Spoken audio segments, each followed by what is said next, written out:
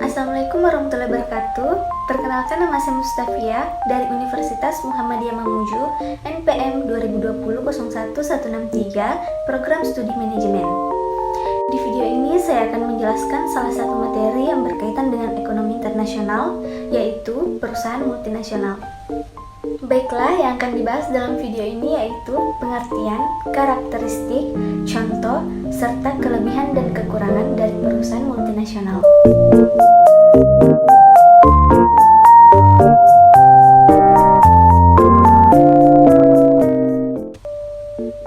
Perusahaan multinasional adalah perusahaan besar yang umumnya berada di berbagai negara industri dan mempunyai kantor di berbagai negara lain, khususnya di negara berkembang.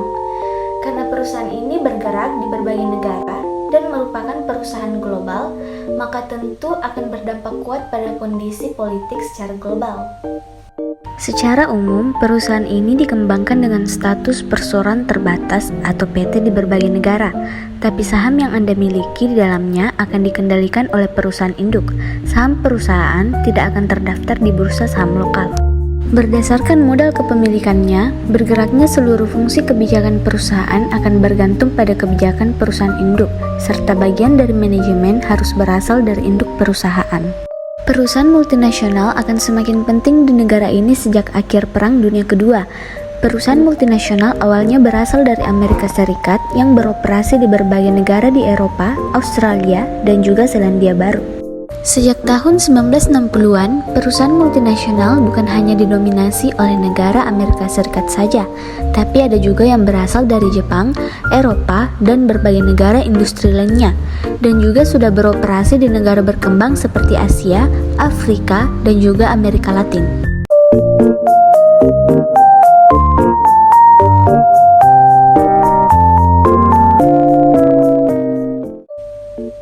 Pada beberapa individu, perusahaan multinasional akan sering disamakan dengan Transnational Corporation atau TNC. Padahal, perusahaan multinasional dengan Transnational Corporation itu berbeda.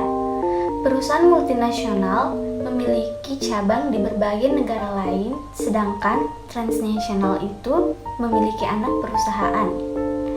Baiklah, agar lebih memahami, berikut ini saya akan menjelaskan karakteristik terkait perusahaan multinasional. Yang pertama yaitu mempunyai anak perusahaan atau cabang di luar negeri. Sama seperti namanya, yakni multinasional, perusahaan ini mempunyai bisnis di berbagai negara dengan cara mempunyai anak perusahaan di negara lain. Umumnya, produk yang diproduksi pun akan mengikuti kultur atau budaya serta peralatan negara setempat agar bisa lebih mudah diterima di pasar. Yang kedua yaitu teknologi canggih.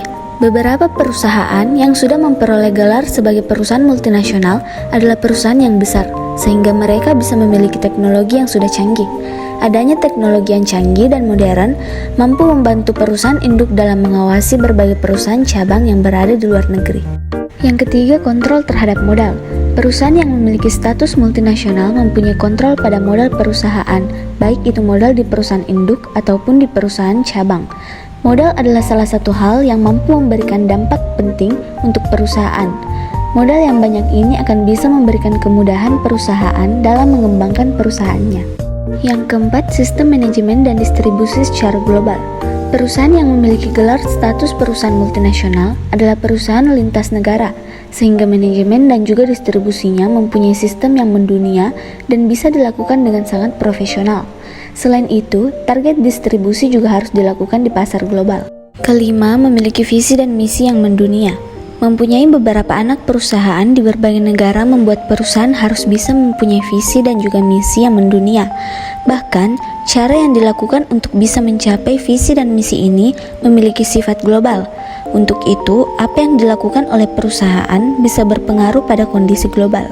Yang keenam yaitu Multinational Internationally Owned Enterprise atau MOE. Perusahaan ini akan lebih mengarah pada kepemilikan usaha baru satu induk perusahaan yang melakukan penyebarluasan berbagai cabang produksi ataupun perdagangan atau kegiatan usahanya di negara lain. Yang terakhir yaitu Multinational Control Enterprise. Fokus dari perusahaan ini adalah lebih dari permodalan atau dalam pembiayaan. Di dalam MOE dan MCA, kegiatan setiap perusahaan di dalamnya akan diawasi oleh lebih dari satu negara.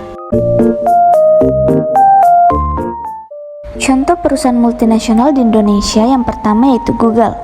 Google adalah mesin pencari yang sudah sangat terkenal di dunia. Google juga adalah perusahaan multinasional yang terdaftar di Amerika Serikat yang menawarkan layanan internet seperti komputasi web, mesin pencari, iklan, dan perangkat lunak yang digunakan dengan sukses di seluruh dunia, termasuk dalamnya negara Indonesia. Yang kedua yaitu KFC. KFC adalah salah satu perusahaan waralaba yang berasal dari Yum brand INC. Perusahaan ini sudah menjadi salah satu brand makanan yang sangat terkenal di Indonesia. KFC sendiri pertama kali didirikan oleh Louis Freire dari Amerika Serikat. Yang ketiga itu Levi's. Levi's adalah perusahaan yang membuat apparel jeans. Area pemasarannya sudah mencapai berbagai belahan negara di dunia, termasuk di dalamnya Indonesia. Perusahaan ini pertama kali dibangun pada tahun 1889 di Genoa, Italia, oleh Levi Strauss. Yang terakhir yaitu Semen Indonesia. Semen Indonesia adalah perusahaan BUMN pertama yang ada di Indonesia yang sudah memiliki status multinasional. BUMN ini sudah berhasil melakukan akuisisi perusahaan asing dan berhasil melakukan kegiatannya di ASEAN dan Asia Selatan. Perusahaan multinasional di dunia yang pertama yaitu Toyota, pabrik mobil yang berasal dari Jepang dan tercatat sebagai penghasil mobil terbesar di dunia.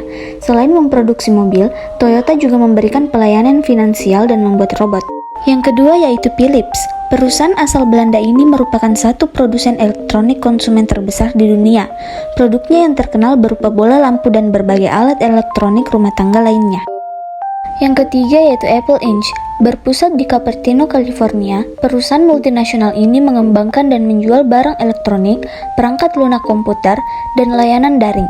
Produknya berupa iPhone, iPad, iOS, iTunes, dan lain-lain, sudah jadi barang umum di seluruh dunia. Yang terakhir yaitu Unilever.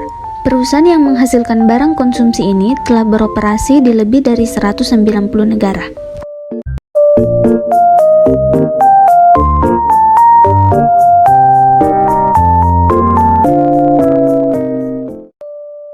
Kelebihan perusahaan multinasional yang pertama, keuntungan adanya mata uang asing dengan adanya investasi dalam sektor ekspor. Kedua, mengurangi kegiatan persyaratan valuta asing untuk aktivitas impor di dalam sektor industri.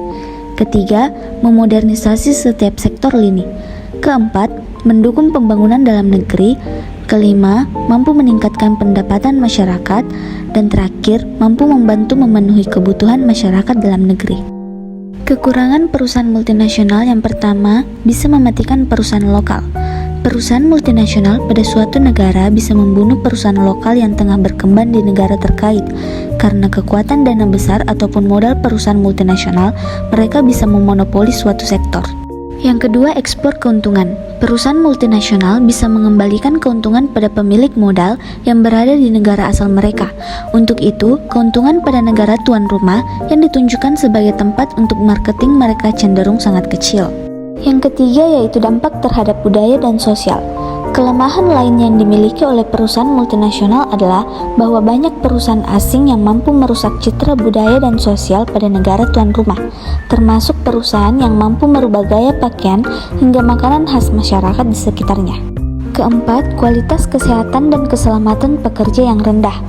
Perusahaan multinasional di berbagai negara sering diyakini mengantongi peraturan regulasi yang tidak terlalu ketat, sehingga kurang memperhatikan keselamatan dan juga kesehatan pekerja mereka, seperti keamanan penambang yang rendah.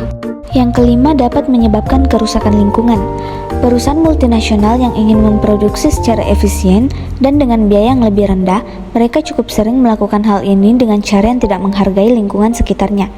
Mereka seringkali membuang limbah tanpa melakukan proses terlebih dahulu. Dan yang terakhir yaitu pekerja yang disediakan berketerampilan rendah.